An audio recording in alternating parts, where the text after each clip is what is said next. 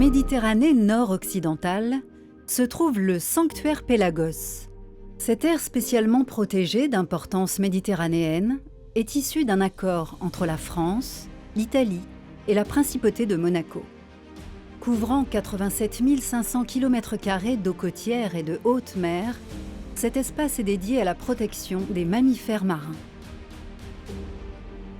Cette zone marine se caractérise par un niveau élevé de productivité primaire, induit par l'interaction de facteurs océanographiques, climatiques et géomorphologiques. Cette productivité soutient une biomasse remarquable de zooplancton, dont des crustacés comme le krill, de céphalopodes et de poissons.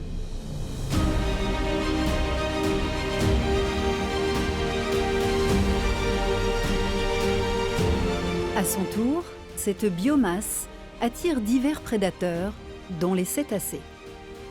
Le sanctuaire représente un habitat adapté aux besoins de reproduction et d'alimentation des espèces de cétacés régulièrement présentes en mer Méditerranée.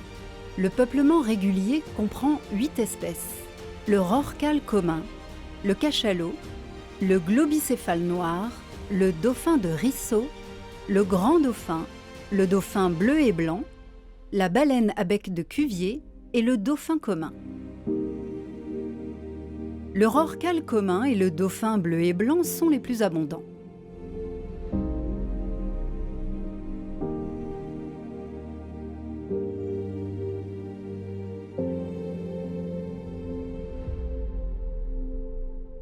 Parallèlement, l'urbanisation et l'industrialisation accrue du littoral de la zone du sanctuaire entraînent une augmentation des rejets de déchets et de polluants dans le milieu marin. Les activités industrielles chimiques, pétrochimiques et métallurgiques, ainsi que certaines pratiques agricoles, participent à cette pollution du milieu.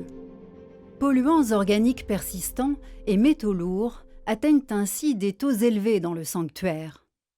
Par ailleurs, des pathogènes infectieux peuvent également être véhiculés dans le milieu marin via les eaux usées et les fleuves et affecter les cétacés.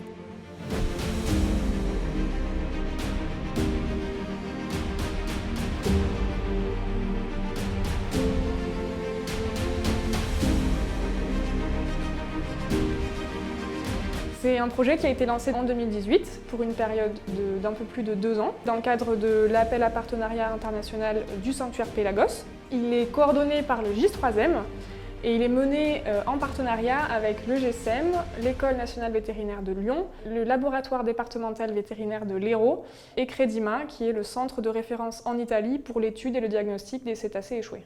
Les objectifs du projet y sont triples. Le premier objectif, c'était d'évaluer l'origine et l'impact de la pollution chimique et biologique, donc les pathogènes d'origine terrestre sur les cétacés dans le sanctuaire Pélagos. Le deuxième objectif, c'était de développer un réseau transfrontalier de surveillance sanitaire des cétacés échoués dans le sanctuaire. Et enfin, le dernier objectif, c'est de promouvoir la réduction de ces contaminations dans le sanctuaire Pélagos. Donc la première phase de travail, ça a été de standardiser les protocoles et les méthodologies entre les différents partenaires en ce qui concerne la collecte, le transport, le traitement et les analyses des échantillons collectés. Donc ça, c'est une phase qui est très importante pour avoir des données qui soient de qualité, fiables, qu'on puisse comparer.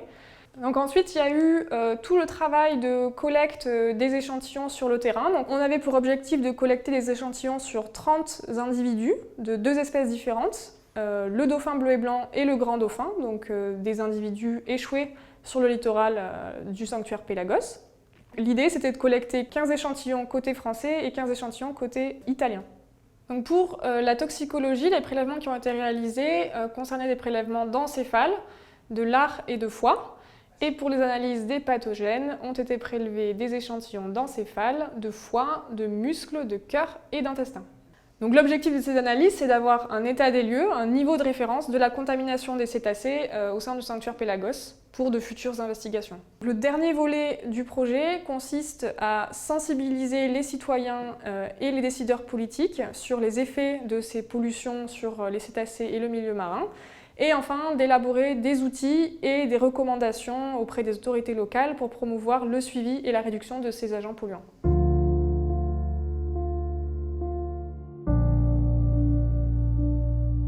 Les cétacés sont vulnérables à la pollution. Ces prédateurs, situés au sommet de la chaîne alimentaire, ingurgitent des quantités importantes de polluants via leur alimentation. Ce phénomène, appelé biomagnification, correspond à l'augmentation de la concentration en polluants le long de la chaîne alimentaire. Là où les proies sont exposées à de faibles doses, les superprédateurs peuvent être exposés à de fortes doses des mêmes produits toxiques. Par ailleurs, les cétacés sont des espèces longévives dont l'espérance de vie dans la nature peut largement dépasser 50 ans. Or, les polluants s'accumulent au cours de la vie d'un individu. La concentration en polluants dans un organisme est ainsi liée à différents facteurs, comme l'âge, le sexe, le statut reproducteur et le régime alimentaire. Les femelles sont généralement moins contaminées que les mâles, car les polluants sont transférés au fœtus à travers le placenta ou par le lait maternel.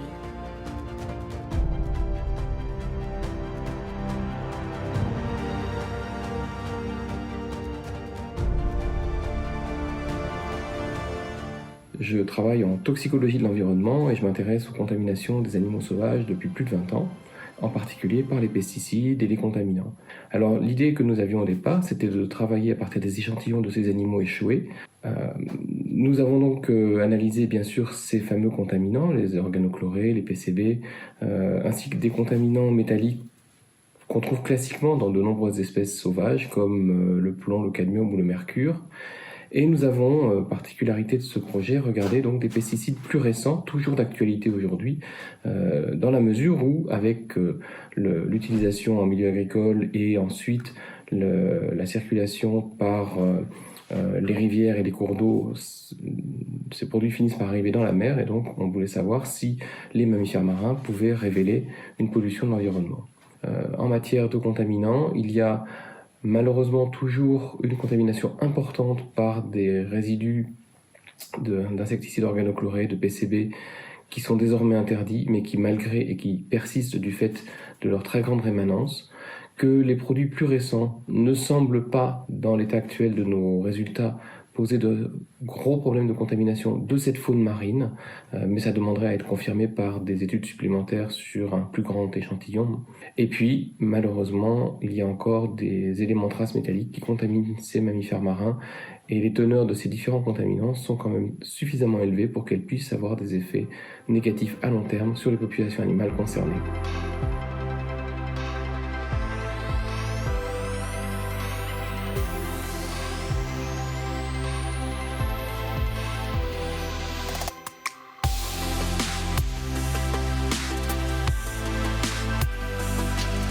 Nell'ambito del progetto, come gruppo del CREDIMA, ci siamo occupati delle indagini diagnostiche sui contaminanti biologici di origine terrestre nei cetacei, ovvero degli agenti infettivi come virus, batteri, protozoi che normalmente sono associati a mammiferi terrestri, compreso l'uomo, che in anni recenti sono stati comunque riconosciuti come causa di infezione anche grave in cetacei spiaggiati. Questo fenomeno è determinato da un incremento del carico di patogeni nelle acque marine provenienti dagli scarichi di feci di origine umana e animale, in presenza anche di eventi naturali eccezionali che hanno determinato un eccessivo dilavamento dei terreni e anche ad una condizione di immunodepressione degli animali legata a fattori come l'accumulo di contaminanti chimici nei tessuti che favoriscono la suscettibilità dei cetacei agli agenti infettivi. È stato stabilito un protocollo standardizzato di campionamento per le indagini batteriologiche, biomolecolari e istologiche, in particolare quelle neuropatologiche, da applicare ai cetacei spiaggiati lungo le coste liguri e francesi del santuario Pelagos, mirato a svelare l'impatto di alcuni patogeni considerati emergenti. Parliamo di protozoi come Toxoplasma gondii e batteri del genere Listeria, Salmonella e Erysipelotrix, che in alcuni casi causano alterazioni neurologiche e quindi determinano disorientamento e comportamenti anomali. e quindi abbiamo approfondito l'approccio diagnostico di tipo neuropatologico.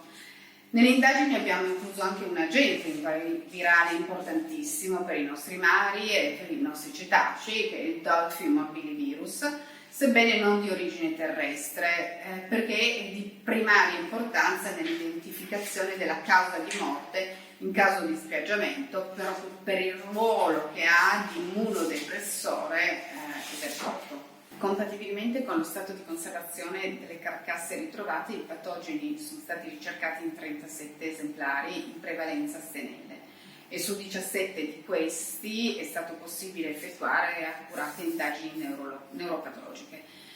I risultati diagnostici ottenuti hanno confermato la presenza importante di Toxoplasma gondii nelle acque del Pelagos, identificato in 7 animali spiaggiati lungo i litorali, di cui 4 con infezioni sistemiche e 1 con alterazioni neurologiche in grado proprio di favorire anche l'evento traumatico di collisione causa di morte. In base ai risultati delle indagini non è stata documentata circolazione di ceppi patogeni come la Listeria, la Salmonella e l'Erysipelotrix, ma considerate tuttavia le segnalazioni di infezioni di questi agenti in anni recenti sia in Liguria e in alcuni litorali italiani, è più da considerarsi prioritaria per il futuro il proseguimento delle indagini sui microrganismi target identificati per l'identificazione più corretta delle cause di morte dei cetacei spiaggiati e considerati gli aspetti anche zoonosici di tali patogeni. È fondamentale la tutela delle persone che condividono il medesimo habitat dei cetacei e che per motivi professionali lavorano a contatto con essi.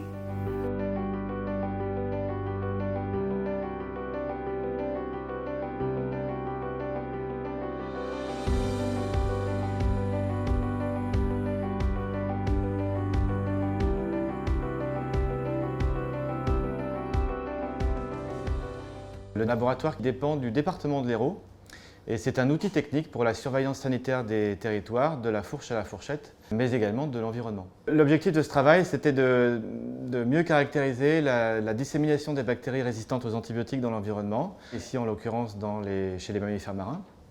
La résistance aux antibiotiques, c'est un phénomène qui est naturel, mais qui est amplifié par certaines pratiques, notamment des mauvais usages des antibiotiques, ou des mauvaises pratiques, par exemple en élevage.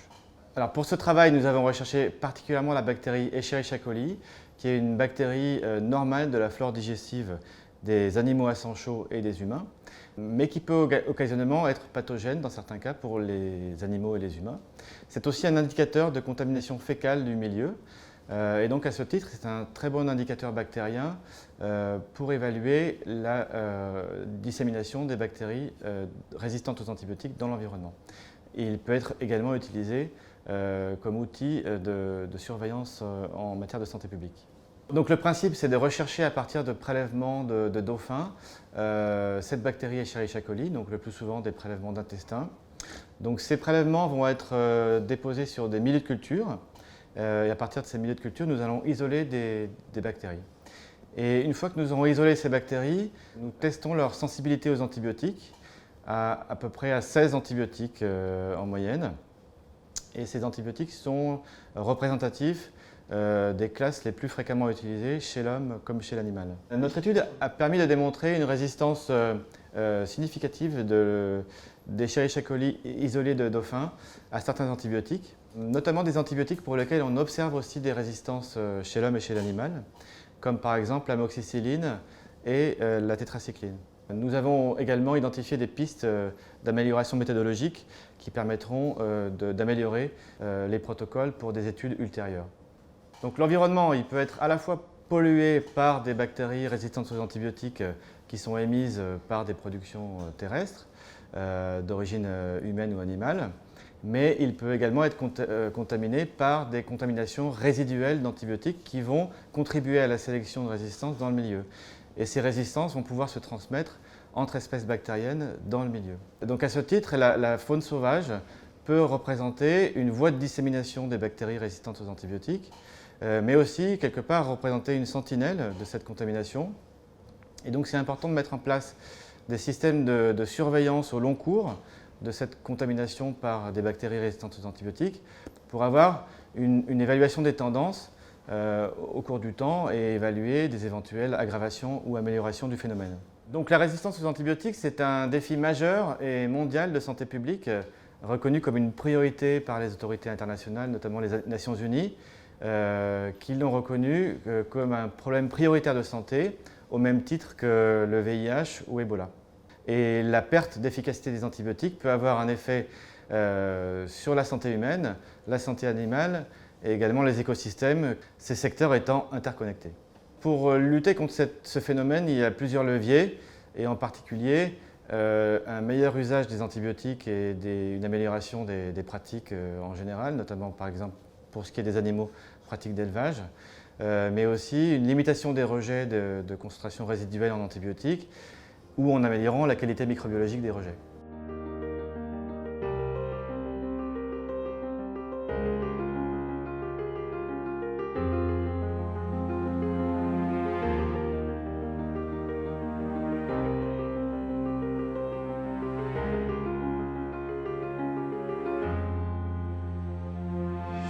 Per mitigare l'inquinamento di origine terrestre sono possibili varie strategie. È innanzitutto necessario il coinvolgimento delle amministrazioni pubbliche che si occupino del rispetto delle norme vigenti e eventualmente anche di introdurre nuove norme come quelle recentemente introdotte con il divieto dell'uso di plastiche non riciclabili. Per quanto riguarda invece l'inquinamento conseguente alla presenza di virus, batteri e parassiti, è necessario migliorare le reti fognarie con impianti di depurazione che siano perfettamente funzionanti. Il rimboschimento è un altro aspetto che sicuramente aiuterebbe e limiterebbe il dilavamento del terreno. Le acque di zavorra delle navi mercantili dovranno essere effettivamente, come prevede già la legge, trattate in modo adeguato. L'inquinamento chimico si può controllare ricorrendo sempre di più alle energie rinnovabili e cercando di aumentare il riciclaggio delle sostanze inquinanti come le batterie e gli impianti elettrici. È necessaria una collaborazione virtuosa a tutti i livelli, dalle organizzazioni internazionali al singolo cittadino.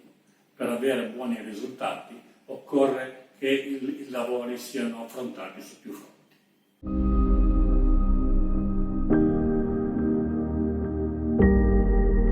Nous devons prendre conscience de l'impact que nos actions et nos modes de vie peuvent avoir sur notre environnement. Nous, autant que les autres espèces animales, sommes dépendants du bon état de l'environnement dans lequel nous vivons. Il est notre source de vie.